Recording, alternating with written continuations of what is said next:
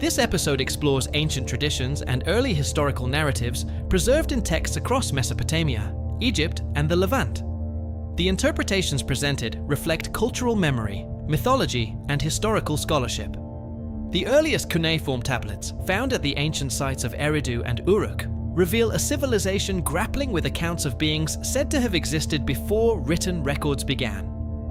These clay fragments, some dating to around 3200 BC, contain references to entities described as those who watched from the heights of heaven, and as possessors of knowledge that helped transform early human settlements into complex urban centers. The tablets from Eridu, regarded in Sumerian tradition as the first city ever established, speak of divine instructors who descended in a primordial era when the earth was young and the waters had not yet fully separated. Archaeological excavations at Eridu have uncovered 17 distinct architectural layers, with the deepest strata showing building practices that appear strikingly mature rather than slowly evolving across time. Cuneiform texts associated with these early levels describe beings known as the Apkallu, often rendered as sages and sometimes linked to watery symbolism, who are said to have instructed humanity in irrigation, metallurgy, and structured urban planning. According to these accounts, the Watchers established foundational principles of civilization during what scholars identify as the Ubaid period, roughly between 5,500 and 3,800 BC. The tablets from Uruk expand upon these traditions of primordial instructors. One particularly well-preserved artifact, catalogued as WWW DW200307 in the Vorderasiatisches Museum, describes 7 primary watchers, each associated with a distinct domain of knowledge. The text states that these beings opened the eyes of the black-headed people, a Sumerian expression referring to humanity, and bestowed upon them the Mi, the sacred decrees said to govern every dimension of civilized life. It further describes the Watchers as possessing the ability to see across the waters of time, perceiving events long before they unfolded. The Sumerian king list, compiled around 2100 BC, yet drawing on older traditions, offers one of the most detailed accounts of the Apkallu and their relationship to antediluvian rulers. Preserved in multiple copies, including the Blundell Prism housed in the Ashmolean Museum, the text describes an era before the Great Flood when kings ruled for impossibly long spans, some for tens of thousands of years. The document names 7 Apkallu, or sages, who served as advisors to these early monarchs. The first among them, Adapa, is described as he who completed the plans of heaven and earth. Mesopotamian literature portrays Adapa as possessing such profound wisdom that he once broke the wing of the south wind, prompting Anu, the sky god, to summon him to heaven for judgment. These narratives suggest that Adapa's understanding extended beyond ritual and administration. He is depicted as grasping the underlying structure of reality itself, including the precise ceremonies required to preserve cosmic balance. The second sage, Iwana, appears across multiple Mesopotamian sources as a founder figure, associated with priestly authority and the emergence of writing. Berossus, a Babylonian priest historian writing in the 3rd century BC, describes Iwana as an amphibious being who emerged from the Persian Gulf to teach humanity the foundations of civilization. According to Berossus, Iwana possessed a fish-like appearance, yet could assume human form. His teachings included mathematics, astronomy, architecture, and the proper construction of temples. The remaining 5 sages, Enmeduga, Enmegalama, Enmebuluga, Anenlilda, and Utuabzu, are each associated with specific domains of expertise that became essential to Mesopotamian society. The king list implies that these beings worked alongside human rulers to establish early cities, compose the first law traditions, and develop astronomical observations that later influenced calendrical systems across the ancient world. Linguistic analysis of Sumerian and Akkadian terms linked to these watchers suggests a conceptual continuity that later echoes through Aramaic and Hebrew traditions. In early contexts, certain terms for spirits or divine beings shift toward meanings connected with oversight and surveillance. The Akkadian name, Igigi, often associated with a class of divine beings, appears in contexts that imply observation from above. and in some readings, a capacity to monitor human affairs across distance. Across Semitic languages, the watcher concept persists and evolves. The Book of Daniel uses the Aramaic term ear, watcher, describing an observing heavenly figure who announces decrees. Some scholars note possible conceptual connections between this later watcher language and older Mesopotamian traditions, though the exact linguistic pathways remain debated. Even so, the continuity of the idea, divine overseers who watch, report, and enact decisions, remains striking across millennia. Archaeological discoveries at Tel Aswan in central Iraq are often cited in discussions of early complexity. Excavations conducted between 1964 and 1968 by Iraqi archaeologist Fuad Safar uncovered a settlement dating to roughly 6000 BC that demonstrates unexpectedly sophisticated planning for its time. The site contains early irrigation canals laid out with notable regularity, a sign of deliberate engineering and organized labor. Pottery discovered at Tel Aswan includes decorative patterns that some researchers have interpreted as corresponding to astronomical observations. Archaeoastronomer Alexander Thom, known for studying ancient measurement systems, has been cited in broader debates about early sky knowledge, though interpretations vary and remain contested. Still, the presence of repeated geometric schemes suggests that these communities were encoding structured information, whether symbolic, mathematical, or observational, into material culture in ways that would later become central to civilization. Similar discussions emerge around the pre-Sumerian site of Jarmo, in the Zagros foothills. Excavations there reveal architectural layouts that follow clear geometric regularities. The structures at Jarmo, dating to around 7000 BC, incorporate proportional relationships that later appear in more formalized sacred architectures of Greece and Egypt. The precision of these layouts suggests planning methods that exceed what many would expect from a small Neolithic farming community, and raises the question of how such organizational knowledge spread so early. Cuneiform tablets recovered from Nineveh, preserved in the famed library of Ashurbanipal, contain copies of much older compositions describing the transmission of knowledge in remote antiquity. Among them, Tablet K 3657 in the British Museum collection refers to the Watchers as having brought down from heaven the me of all crafts and established the foundations of learning before the waters rose. The text situates this transfer of knowledge within a specific celestial configuration, implying that ancient scribes were anchoring their narrative in an astronomical framework.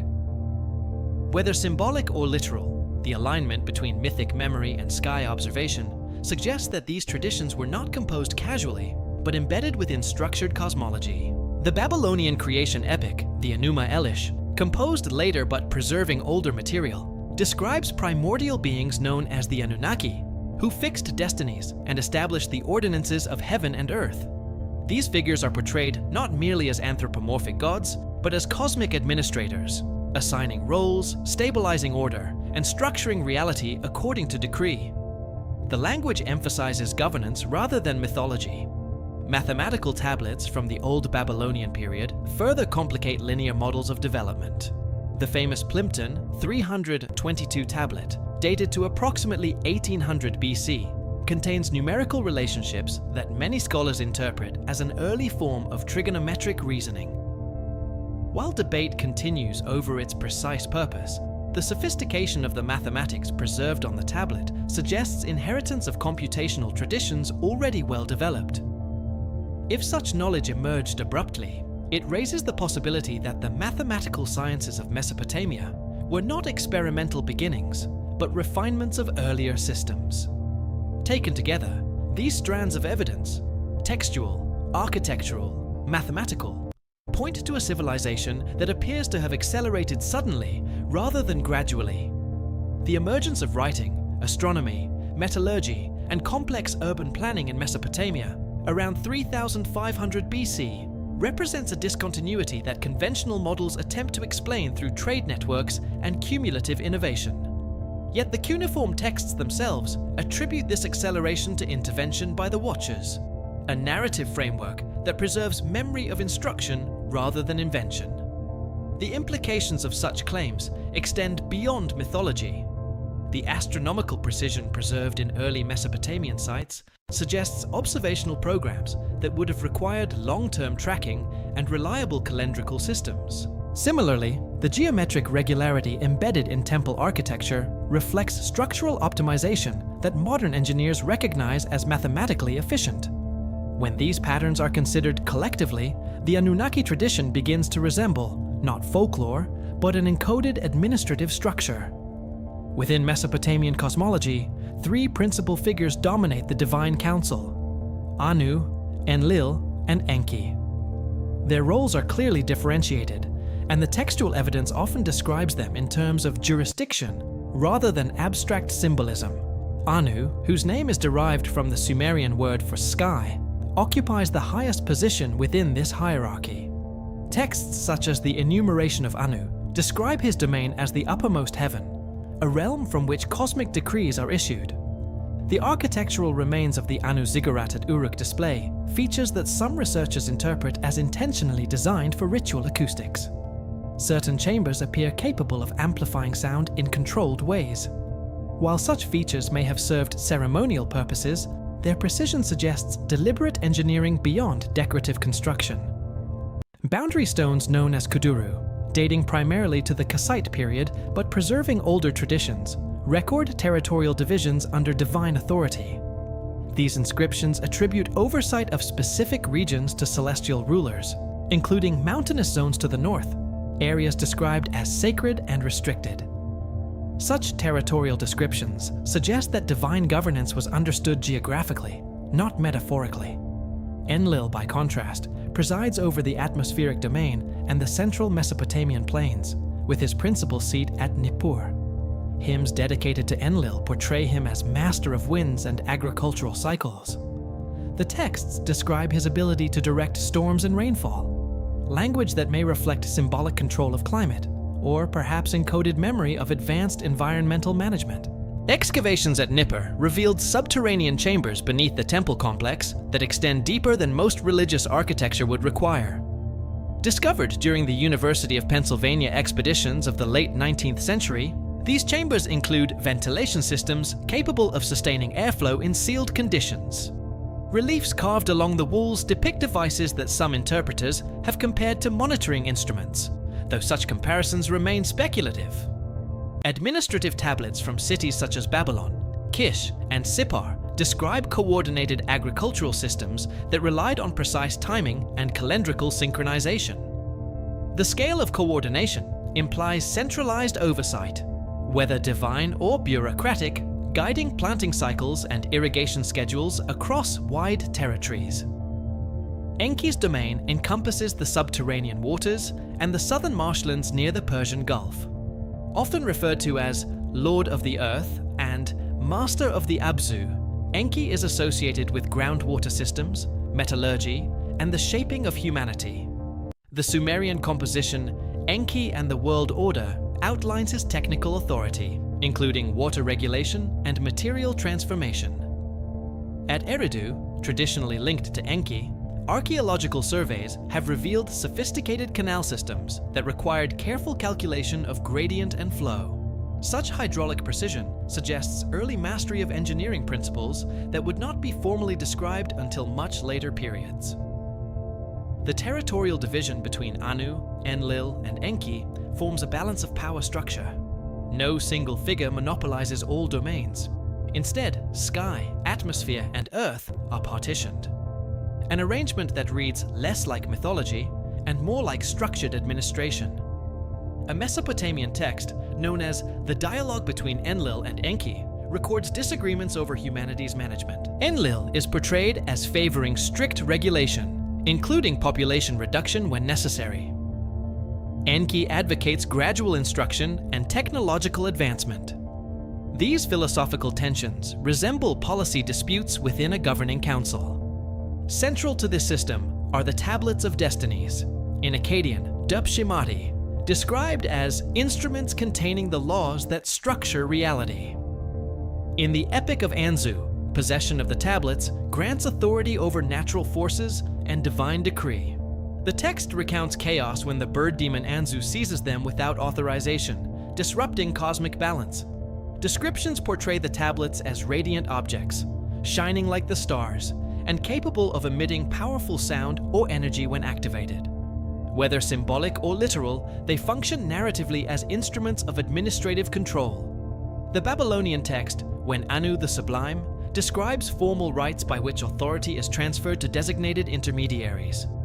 These ceremonies involve interaction with the tablets, suggesting a protocol-bound transfer of power.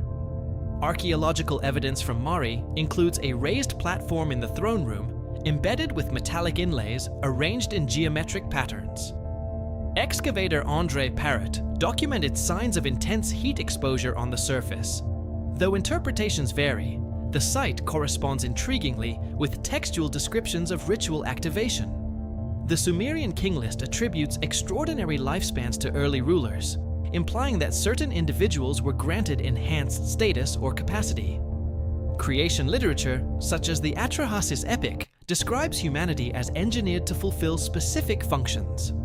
The narrative portrays Enki and the goddess Ninhursag blending divine essence with earthly clay to create humans capable of labor and intelligence. 14 clay forms, 7 male and 7 female, are prepared and animated. The Akkadian versions elaborate on the use of divine blood, often identified as that of Kingu, as a catalyst for transformation. The technical tone of these passages has led some researchers to speculate about encoded biological metaphor. The resulting humans are described as possessing intelligence and longevity beyond ordinary parameters. Over generations, however, these traits diminish, suggesting ongoing intervention was required to maintain the desired balance.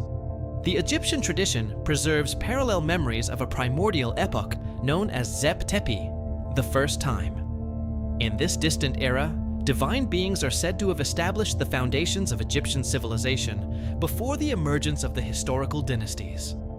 The pyramid texts, dating to the Old Kingdom around 2400 BC, contain some of the earliest references to these formative events. Inscribed within royal burial chambers, these texts describe celestial beings descending from the heavens and instituting sacred order. The term used for these beings is Netjeru, often translated as gods, though the word also conveys principles of power, cosmic function, and divine agency. In the pyramid text of Unas, inscribed in the burial chamber of the last ruler of the 5th dynasty, celestial figures are described as establishing the throne of Egypt and organizing the cosmos according to measurable order. The language used emphasizes structure, alignment, and authority, rather than mere mythic storytelling. The technological descriptions embedded in these texts are striking. The Netjeru are portrayed as possessing mastery of astronomy, mathematics, and engineering, knowledge later manifested in monumental construction. The Great Pyramid at Giza remains one of the most precise architectural structures of the ancient world. Its base is aligned to the cardinal directions with remarkable accuracy. The ratios embedded within its dimensions reflect mathematical relationships that would later become formalized in geometry. Whether these alignments were symbolic or functional, their precision suggests careful planning grounded in astronomical observation. Subterranean chambers beneath the Giza Plateau display construction techniques involving massive granite blocks fitted with extraordinary tolerances. Such precision implies advanced methods of measurement and stoneworking. While Egyptologists attribute these achievements to highly organized human labor, the texts themselves frame monumental architecture as inheritance from the first time. The Turin King List, a papyrus dated to the reign of Rameses II, yet preserving older archival traditions, contains references to rulers who governed Egypt before the first mortal dynasties. These pre-dynastic sovereigns are listed as Netjeru, or divine rulers, with reigns measured not in decades, but in thousands of years. Among the names recorded are Ptah, Ra, Shu, Geb, Osiris, Seth, and Horus, a sequence of divine kings whose dominion precedes the human pharaohs. Ptah's reign alone is described as lasting 9,000 years. He is credited with establishing principles of craftsmanship, architecture, and ordered construction. The 3rd century BC Egyptian priest Manetho, writing in his Egyptiaca, expands on these traditions.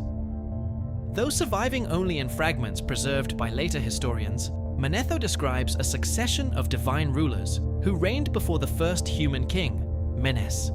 He attributes to these figures the establishment of the calendar, writing systems, temple architecture, and territorial administration. When the domains assigned to Egyptian divine rulers are compared with those attributed to the Mesopotamian Anunnaki, notable parallels emerge. Ptah's role as master craftsman and creative engineer echoes Enki's association with material manipulation and technological instruction. Ra's sovereignty over cosmic order parallels Anu's celestial authority. The division of Egyptian territories among Ra, Ptah, and Thoth resembles the Mesopotamian division between Anu, Enlil, and Enki. The cannibal hymn within the pyramid texts provides one of the most enigmatic passages in Egyptian literature. In this composition, the pharaoh symbolically consumes the divine essence of the Netjeru in order to acquire their knowledge and authority.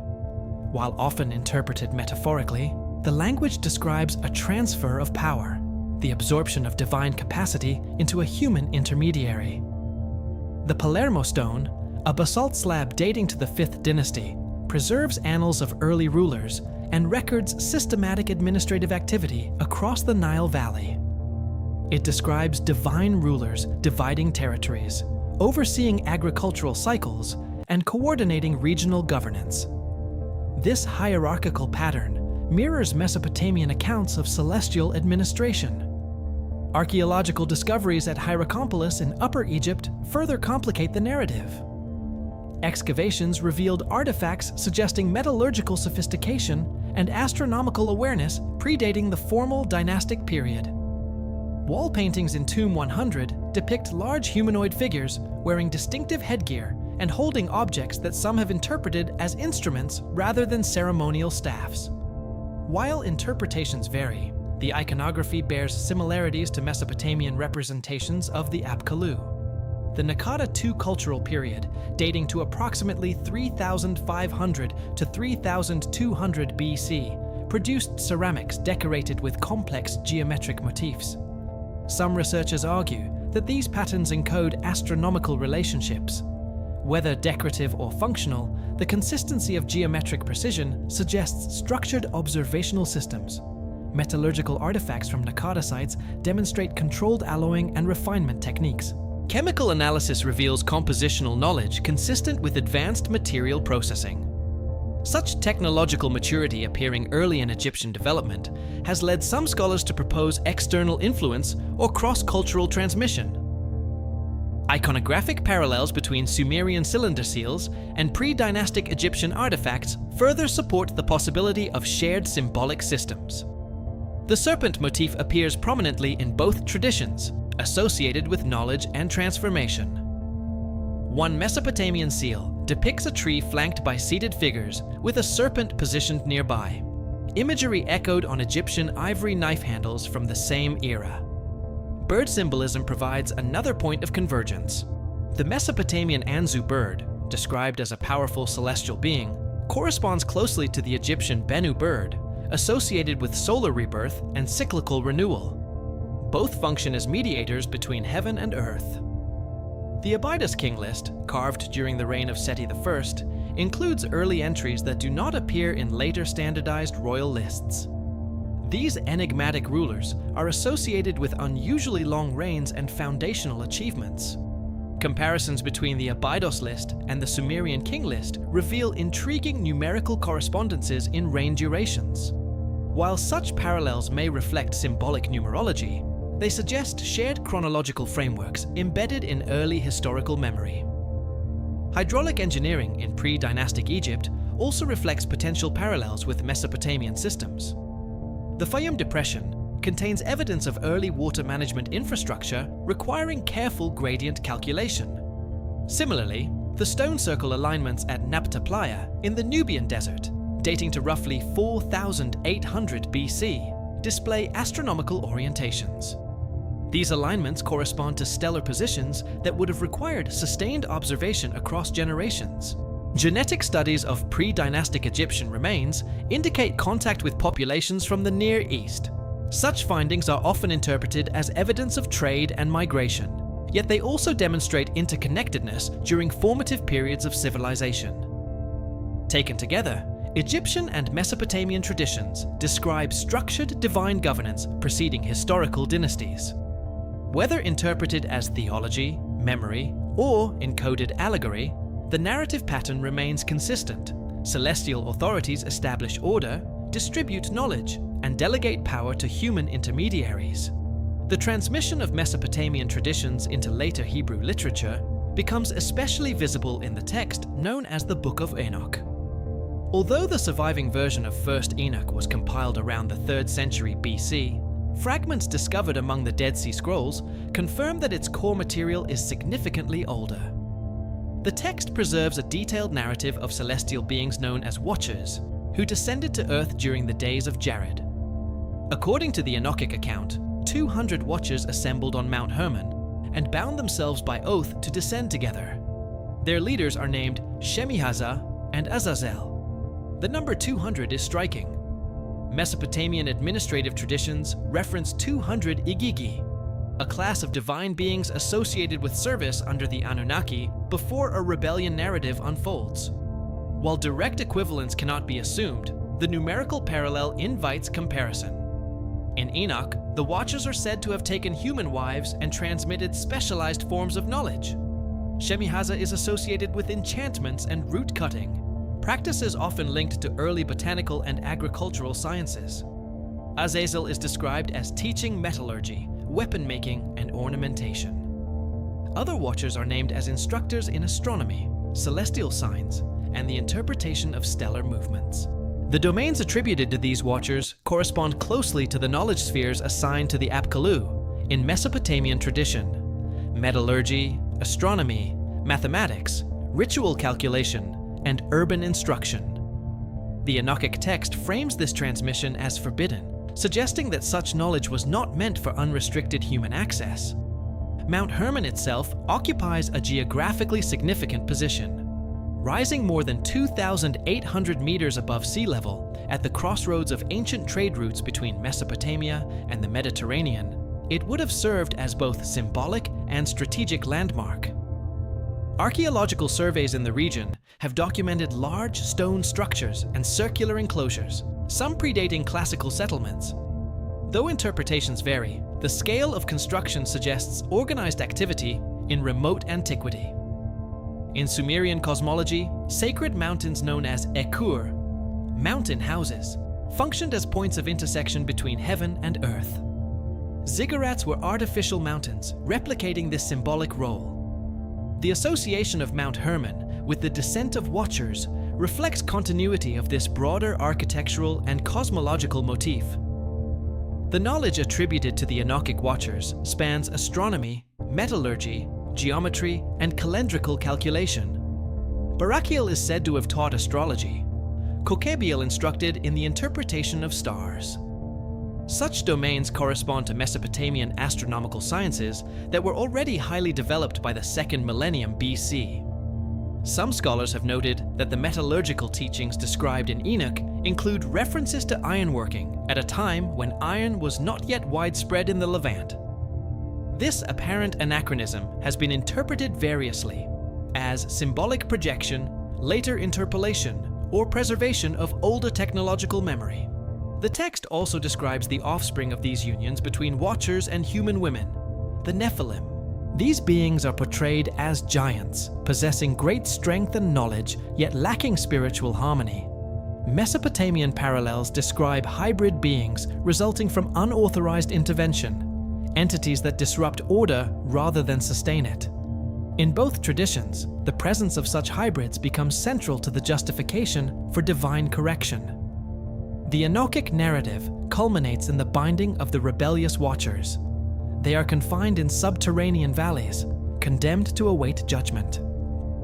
Mesopotamian texts similarly describe divine beings stripped of authority and restricted geographically for exceeding their jurisdiction. The Bit Messeri text, for example, refers to protective incantations against rebellious spirits who once transgressed divine boundaries. Both traditions converge toward a singular crisis: the flood. In 1st Enoch, the corruption introduced by the Watchers and their offspring necessitates purification through water. The Genesis account echoes this framework, presenting the flood as response to widespread corruption. Noah is described not merely as a survivor, but as one who found favor, selected for preservation. The Ark narrative includes precise measurements: length, width, height, and layered compartments sealed with pitch. These engineering details parallel earlier Mesopotamian flood accounts. In the Epic of Gilgamesh, Utnapishtim receives instructions to construct a vessel of equal length and width, subdivided into decks and sealed with bitumen. The consistency across traditions suggests either shared cultural memory or literary borrowing from a common source. Beyond the Near East, flood narratives appear globally. The Greek myth of Deucalion recounts Zeus sending a deluge to cleanse humanity, sparing a single righteous couple. In Indian tradition, the Matsya Purana tells of Vishnu, warning Manu of an impending flood and instructing him to build a vessel tethered to the divine fish. Chinese accounts describe the Great Deluge during the reign of Yao, resolved through hydraulic engineering under Yu the Great. In Mesoamerican texts such as the Popol Vuh, earlier human creations are destroyed by water before a new age begins. These narratives share structural elements: divine warning, selected survivor, constructed vessel, preservation of knowledge, and post-catastrophic renewal. Whether these parallels reflect independent myth-making or preserved memory of a real hydrological event remains debated. Geological data provides potential context. Sediment layers across Mesopotamian sites, including Shuruppak, Ur, and Kish, indicate significant flooding around 2900 BC. The Black Sea Deluge hypothesis proposes rapid Mediterranean intrusion into the Black Sea Basin around 5600 BC, potentially displacing early populations. Ice core data from Greenland records abrupt climatic shifts around 6200 BC and again near 2900 BC, dates that coincide with cultural discontinuities in multiple regions. While none of these events alone confirms a single global flood, together they illustrate periods of environmental upheaval capable of seeding lasting cultural memory. In Mesopotamian texts, survivors preserve sacred tablets, agricultural seeds, and technical knowledge. In the Gilgamesh epic, Utnapishtim retains the crafts of life. In Genesis, Noah preserves animals and possibly cultivated species. In Indian tradition, Manu preserves the Vedas. The emphasis is not merely on survival, but on continuity of instruction. The phrase in the Sumerian king list, "Kingship was lowered again from heaven," becomes pivotal. It implies restoration of administrative order after catastrophic reset. The flood marks not extinction of divine oversight, but recalibration. Rebellious intermediaries are removed. Authorized supervision resumes. Humanity continues, but under altered parameters. When the waters receded, civilization did not restart from emptiness. Instead, the record suggests continuity under revised conditions. The Sumerian king list states, "After the flood had swept over, kingship was lowered again from heaven."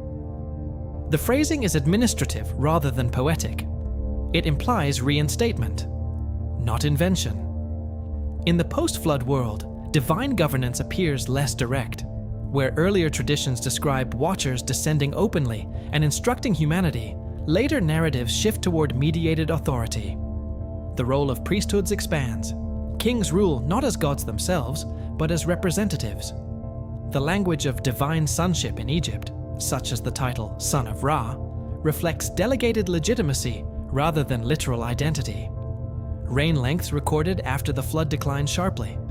Antediluvian rulers govern for thousands of years. Post-flood kings rule for centuries, then decades. This pattern appears in both Mesopotamian and Egyptian traditions. Some interpreters view this as symbolic numerology. Others suggest it encodes a memory of diminished lifespans following a genetic or environmental shift. In the Atrahasis epic, measures are introduced to regulate human population.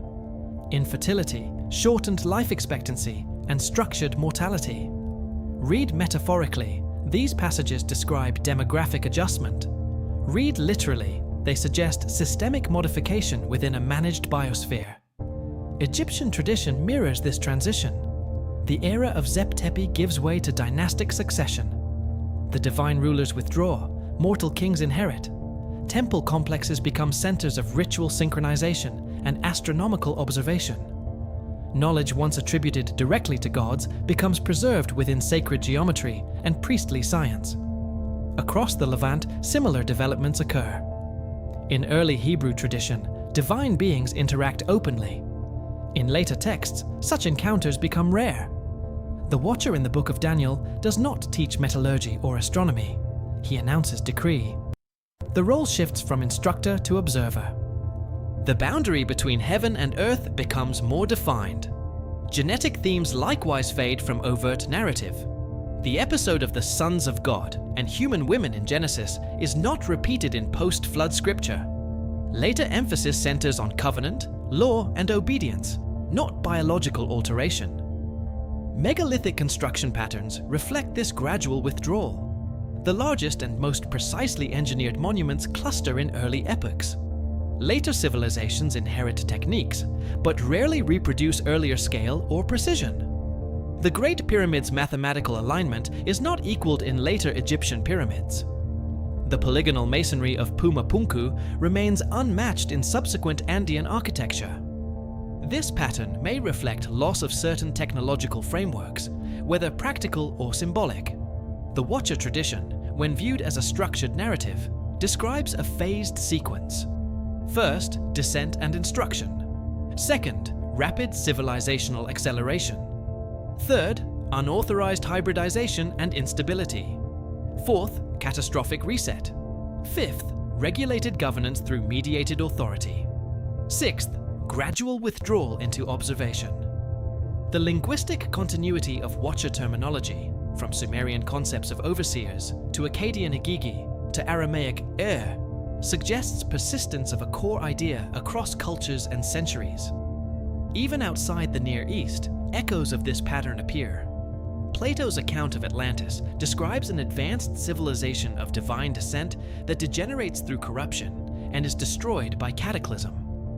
Mesoamerican traditions describe successive world ages ending in elemental catastrophe before renewal. These cycles may represent symbolic cosmology or preserved memory of episodic intervention. Astronomical knowledge encoded in ancient monuments adds another layer. Understanding axial precession requires observation across long timescales. Alignments embedded in sites such as Göbekli Tepe and Giza indicate awareness of celestial cycles spanning millennia. If such knowledge appears independently across regions, it raises the question of transmission. Modern scholarship often treats Watcher narratives as mythological allegory. Yet when textual analysis is considered alongside archaeology, climatology, and ancient mathematics, a broader interpretive model emerges. Civilization's emergence appears abrupt in multiple regions. Writing, astronomy, metallurgy, and structured urban planning coalesce within a relatively narrow chronological window. Whether this reflects cumulative trade networks, lost precursor cultures, or contact with non-human intelligences remains open to interpretation. The Watcher framework does not demand supernatural belief. It describes governance. Heaven is structured. Authority is delegated. Intervention occurs when imbalance threatens stability. The flood is correction, not annihilation. And silence afterward is distance, not absence. The Watchers in this reading do not vanish. They recede. Their names change. Their symbolism evolves. Their direct appearances cease. But memory of their oversight persists in clay tablets, pyramid inscriptions, mountain sanctuaries, and megalithic stone. Civilization becomes legacy rather than accident, transmission rather than spontaneous emergence. A record embedded not only in text, but in architecture, mathematics, and inherited systems of order. Perhaps the greatest archive is not written at all. It stands in stone, silent, aligned with the stars, preserving the memory of a time when knowledge was said to have been lowered from heaven.